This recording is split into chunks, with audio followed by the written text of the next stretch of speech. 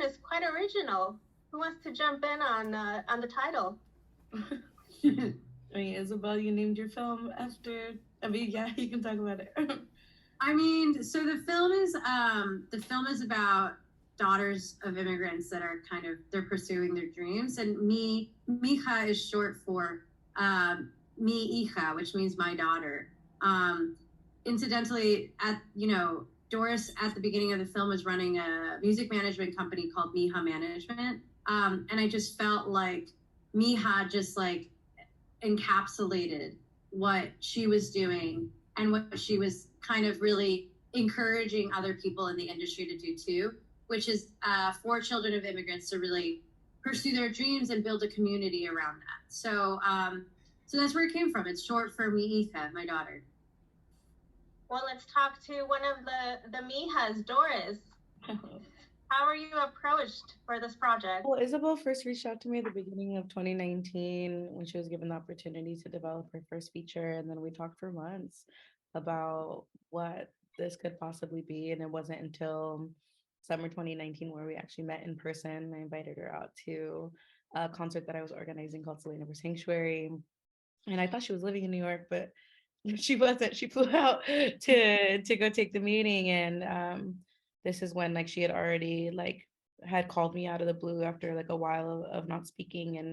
And it was wild because I'd written her name down on a list of folks that I wanted to reach out to possibly do something surrounding the concert that I was putting up. And since she was covering immigration for the New York Times, and I felt like that could be aligned in what we were doing there, but I had no idea it would be much larger than that. And so it wasn't until we met in person that like it felt like, okay, well, my gut is telling me to say yes. So I got to say yes, where once Isabel asked me how I'd feel about being the protagonist of this film. And yeah, the rest is history, really.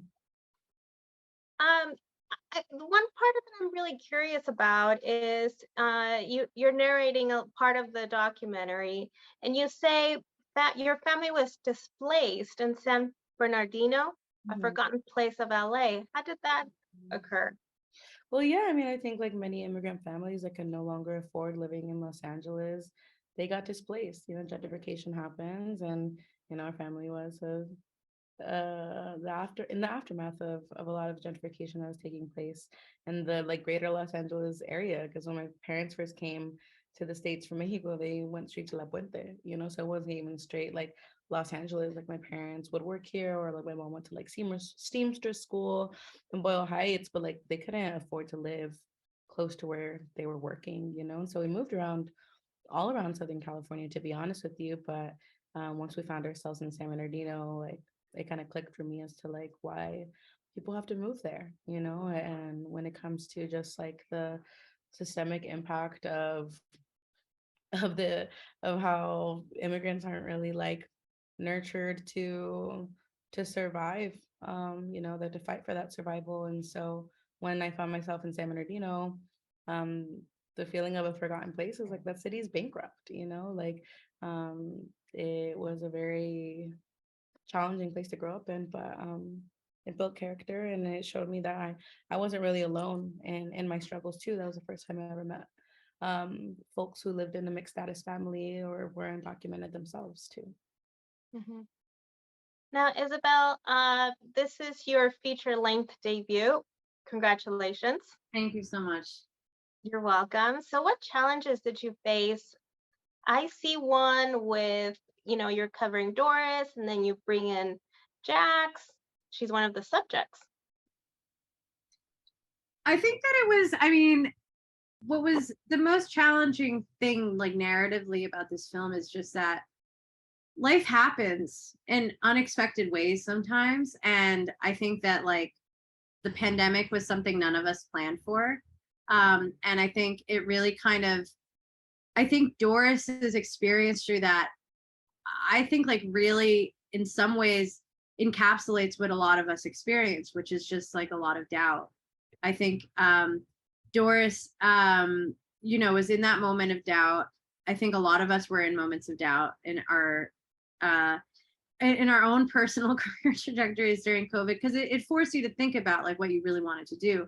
And I think in that process, you know, like, I know, Doris, I'm like talking about you while you're here, but you know, Doris just has this instinct to just like, you know, really try to extend her help to other folks. And I think in that moment when like her instinct just kind of kicked in to like try to like continue this thing that, you know, she's really talented at, which is like discovering young and new talent. So, you know, it was an unexpected. It was an unexpected turn in the film. And I think, but it was such a gift because we both became we are so enamored with Jax's music. And then we meet her and she encapsulates also so many other aspects of kind of this experience of being the daughter of immigrants. And so in some ways, like the process, a lot of it required me just letting go and just like seeing where the story took us. But at the same time, like knowing that the film was ultimately about, you know, people that were exploring, whose lives were exploring these different themes that are really important to all of us, about what Doris was talking about survival and perseverance and what it means to be like the daughter of immigrant going through these experiences. And I found an interesting scene with Jax when she's on the phone with her mom, and her mom is basically regañándola, you know, like, what are you doing over there? Are you getting paid? That was hard. It was, I think it's just like, to me, it really illustrates how, you know, our parents come to this country and they sacrifice so much and they just want us to succeed. Like it comes from, los regaños, they come from a place of love. Like Jax's mom loves her and supports her. I think she's just, you know, and I've had that conversation. I think a lot of children of immigrants have had that conversation with our parents who come here and provide us with opportunities and they don't want to see us squander them. And so at every step along the way, like, I think that they're really entitled to being like, what's happening, what's going on, what does this mean?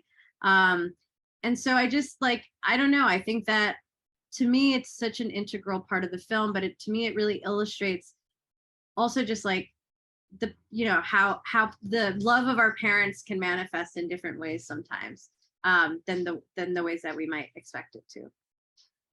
I think some parents have it hard to understand when it comes to the artist, right? The ones that are creative, because parents usually here you are, have the immigrant parents struggling, trying to get their kids educated and expecting them to have that perfect Monday through Friday 8 to 5 job. And here we have Jax, where it's like she's an artist, she's a singer. It doesn't really work out that way.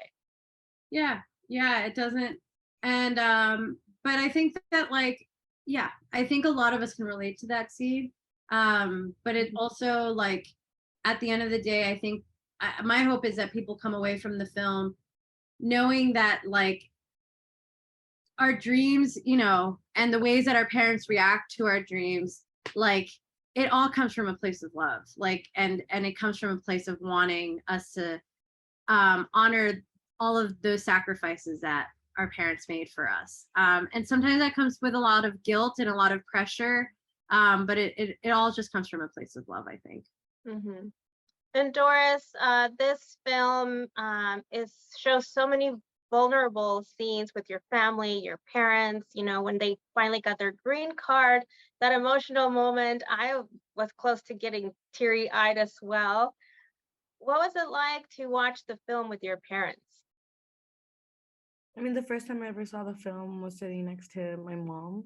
And so we held each other through a lot of it, seeing like the way that the archival was threaded together for the first time. And, you know, I was very lucky to have a mother that's like supported, you know, my creativity every step of the way. And as, you know, scary as it may have been sometimes. And so honestly, this film's given me a lot of perspective that I'm very fortunate to have like incredibly supportive parents. And I know that's like the exception to the rule. It's not necessarily the norm. for immigrant parents, but I think like they just really fostered a space for me to dream really big because they had really big dreams too, you know. And I think they wanted me to inherit that, to like dream. You know, my mom always dreamed of traveling, even though she was like stuck in this country for 32 years, you know, not being able to leave. But then one day her, you know, my parents' dreams were coming true through me in a way, I think. So seeing this film, not only just seeing it for the first time together, but seeing the way that other folks connect to it, how you know, how they're getting, you know, approached like, and that's not necessarily something they've ever been used to, people just coming up to them and being like, oh my god, I love, like, it's like I love you in the film, but it's like literally just them being them. And so um yeah, I mean, those chiamos, you know, like my dad, obviously, like I inherited the chiona gene from him for sure. And like we just all cried it out, like, you know, like all families, our family isn't perfect either, and we've gone through our own ups and downs, you know, as well. Life is hard, but I think this film like created a space for for all of us to like, whatever it is we may have with each other, like put it aside and really see the bigger picture of what this film is doing, not only for our family and immortalizing that story, but what this will do for so many other families. And I think I also inherited that from my parents too, like being able to set yourself aside um, to see like just how important and how like beyond us this film is. Well, congratulations, gals, on this documentary, and congratulations at the fact that it got picked up at Disney Plus. That means it's going to be seen internationally. Thank you so much. Thank you. Very exciting.